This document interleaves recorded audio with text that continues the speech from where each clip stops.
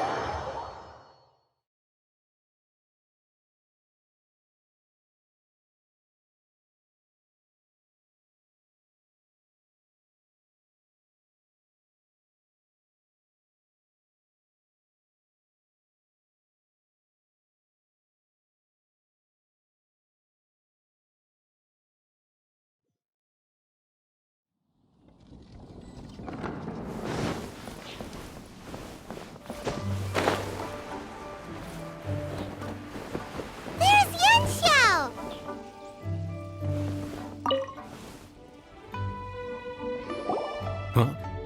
Oh, Traveler. Who are all these people? Friends of ours! Allow Paimon to introduce Xiangling, Guoba, and Kuqing. Kuqing? Of the Qixing? She's the, Hi. It's not that. I'm just your typical commoner. I've never met someone as high up as the Yuheng before in my whole life. Look at that strong body, those powerful hands, and honest eyes. This guy must be a really great chef. So, is there something I can help you with? You've come a long way out to end up at Wangshu Inn. Let me fill you in.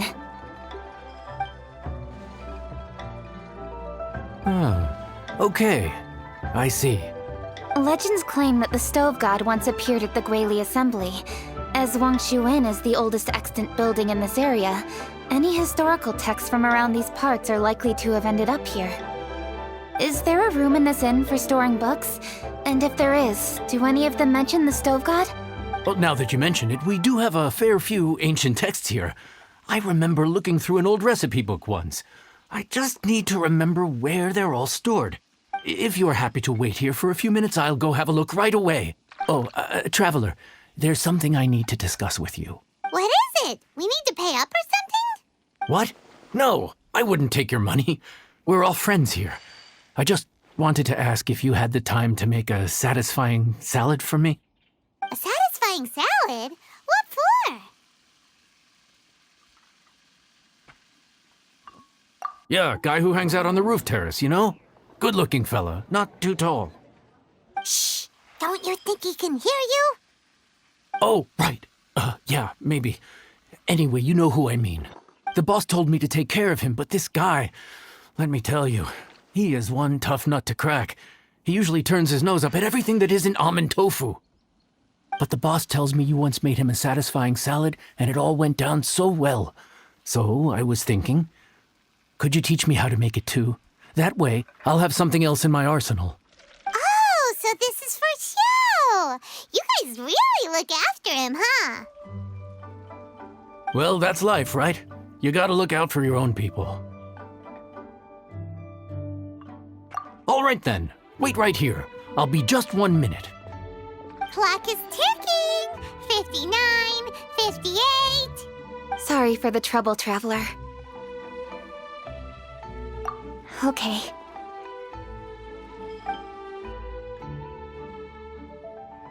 Here you are. Thank you ever so much. While Kuching's reading her book, let's make that satisfying salad. Xiangling, what are you gonna do? I'd love to come watch too, but I don't want to get in the way, so I'll just stay here with Kuching. Okay, shall we go then? Go ahead and get started. I'll just watch from over here. I only need to watch you make it once to have it committed to memory. That should do it.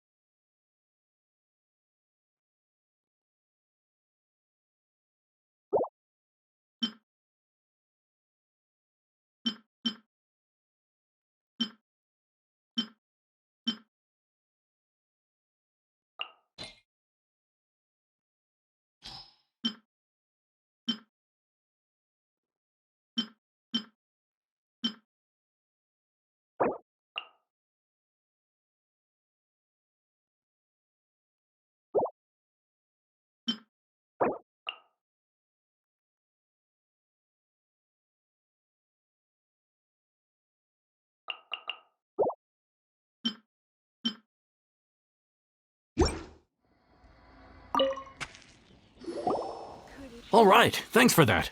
I think I've got it now. You got all the steps down, right? Of course. Don't forget, I am the best chef around these parts.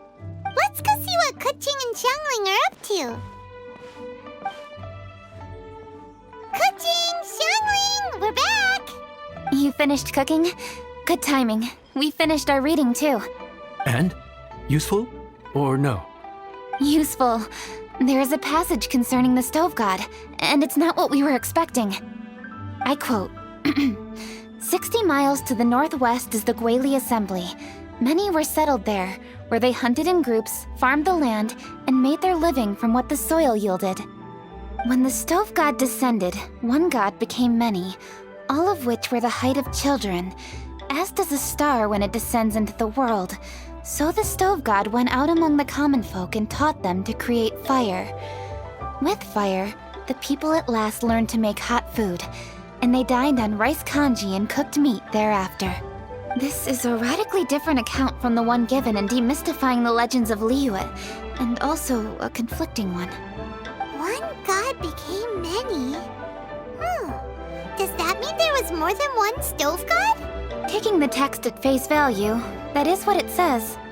Went out among the common folk and taught them to create fire. So did the stove god really go and teach people how to cook firsthand? Now that's a god who truly cared for their people. So we've got two leads, but they contradict each other. How do we know which one to believe? By continuing our investigation and reserving judgment for now. Thank you for this text, Yanxiao. It's my pleasure, really. Think nothing of it.